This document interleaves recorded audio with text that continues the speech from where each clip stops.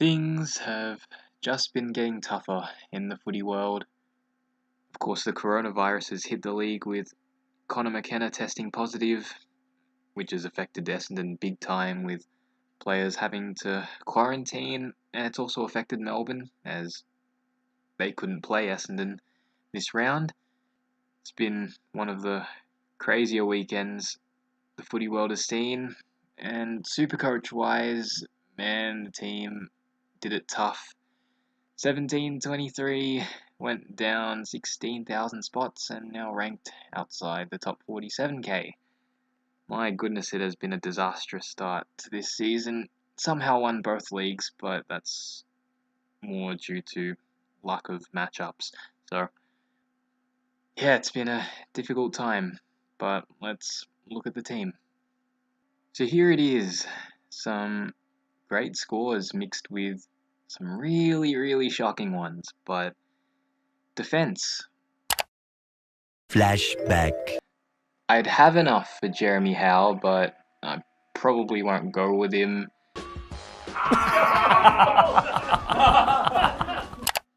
Introducing one, Jeremy Howe, that I said last week I probably wouldn't be trading in.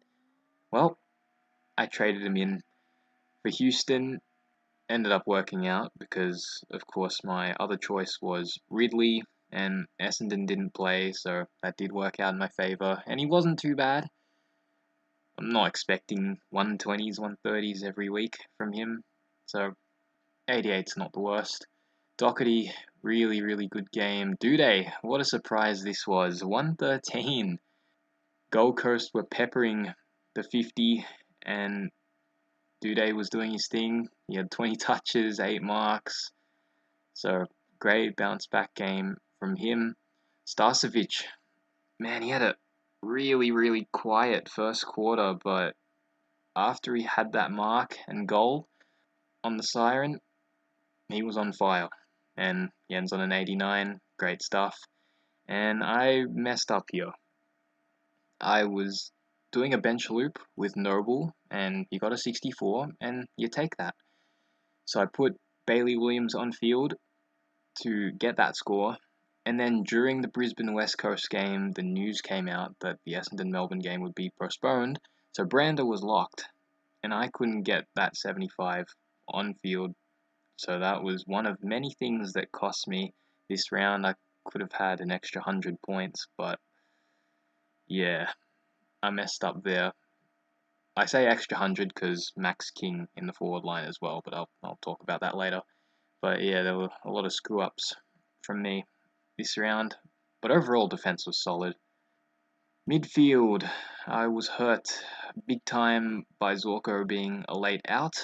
I was very much aware of that possibility, and unfortunately ended up happening. So, the emergency, McHenry, 17. I didn't have Tyler Brown because I traded him out for Sturt instead of McInerney, and if I just waited a little longer when that McInerney news came out, I could have traded him out for Sturt and gotten that Tyler Brown 80. But again, one of my many screw-ups this round, so I copped that 17 instead. That hurt a lot, but Cripps, McRae, Dunkley, all really good. Had Dunkley as vice, and played it safe, took his 128. As my captain score, Cornelio, he had his fair share of touches, but it was just a tough night for the Giants. So he wasn't as impactful as he could have been. Man, Matt Rowell, he is an absolute gun. A 171, he backs it up with a 141, and he's gone up over 100k. This guy is something else. Marlon Pickett, just watching the game against the Hawks, I feel like he takes things a little too casually. He tries to take the game on when he doesn't really have to sometimes, and it really did hurt him. And 37 and a 50 in back-to-back weeks is not what we expected from Pickett, so that's quite disappointing. Broderick, man, he was really good. Intercept marking a lot and kicked his first goal as well. Just a great game from him. Rucks, Grundy, definitely wasn't 100%, but still tonned. So that's fine. Gawn obviously didn't play because Melbourne couldn't play. And the forward line, Dusty. I reversed trades and forgot to put him back on the bench before lockout, so he's stuck on field and I couldn't get Kings 51. Whitfield, just unlucky. It hits harder as well because he got concussed in the first quarter, so it's just really tough. Segler, he was dominant against Soldo, particularly in the first half. Great game from him.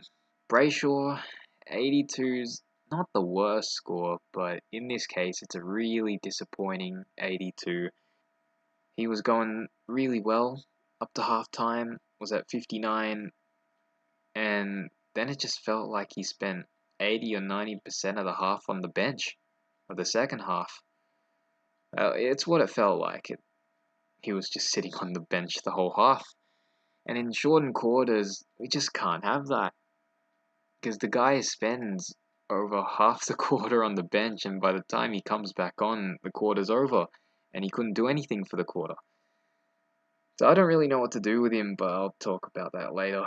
In trades, Curtis Taylor, tough game for him, and Sturt, man, after his awesome debut in round 1, brought him in, and he was on donuts to half time, and then the third quarter, he injured his ankle badly. Just a horror night for him, ends on 11. I had to cop it as well because Whitfield was my worst score out of the 19. And obviously, King on the bench with the 51 would have loved to have had that on field. So that's the team. Really, really tough week overall. So for trades, the initial plan was a little interesting. It would have been Lockie Whitfield and Andrew Brayshaw out. The thinking behind that is that I can trade out Whitfield and bring him back in at a much cheaper price. His break even is at 202, and for a player such as Whitfield, getting him into the team at around 460k would be really, really good. So that was the thinking behind that, and to make it happen, I'd be trading out Brayshaw as well, because the guy I'd want to bring in is Lockie Neal, and he's 200k more than Whitfield, so I would have gone Brayshaw down to Stephen Hill or someone else around the price. But Josh Dunkley is out for 6 weeks. Very, very sad. And I'm pretty sure that injury happened in the last second of the game. So that makes it hurt that much more. So he's got to go. And the second trade will be Whitfield. In a normal 23 round season, I wouldn't be trading out Whitfield, but in this shortened season where trades aren't as valuable as they usually are, why not? I feel like I can do this. Plus, I've had such a disastrous start anyway that I got nothing to lose. We'll see what comes of this. But I really want to trade in Neal. Badly. But it only leaves me with 441.8k in the bank, and that doesn't get me much. Jordan Dawson's probably the best option, and while he's not that bad, I think that if I bring in Fife, I get better options here with Greenwood, Bailey Smith, Jai Simpkin, Christian Petrarca, all really, really good options. And the player I think I want to go with is Jai Simpkin.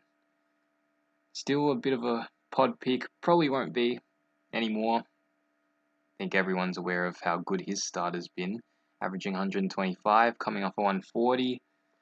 He has been superb for North, and I like this combo, Fife and Simpkin, more than Neal and Dawson.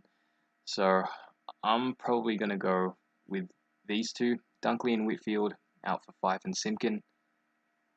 So here's how the team looks now with Fife and Simpkin in, recapping these 3 disastrous rounds. 2 of the biggest problems I've had is 1, I don't have Neal.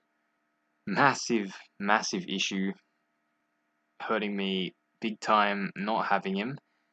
And 2, I didn't have Fife, but that issue's fixed now. He's in the team. Of course, there's a number of other issues, but those would have had to be the 2 main problems the team has faced. No Neil, no Fife. We fixed one of them. The other one, man, it's 737k and not looking like he's going to drop anytime soon. It's going to be a heck of a task to bring in Neil, but somehow we'll find a way, and at some point he'll be in the team. Hopefully, team selections don't make things any more difficult. I'd love to just stick with this and have this be the side heading into round 4. That would be great. For captain and vice captain, captaincy, I'm thinking Fife against the Suns or Gawn against Geelong. We'll go Fife for now. Could be either of the 2, but I'll keep the C on Fife. Vice captain, I'm thinking either Cripps, McRae, or Grundy. And I like Grundy against Jacobs on the Friday night. He wasn't quite 100% against the Saints, but hopefully with another week's rest, we can see him at his best. And for now, I'll keep the VC on him. But that's going to do it. Hopefully we can start trending upwards, because it has been such an awful start to this SuperCoach season. But yeah, that's it. Good luck to you all this week, and I will see you guys in the next video.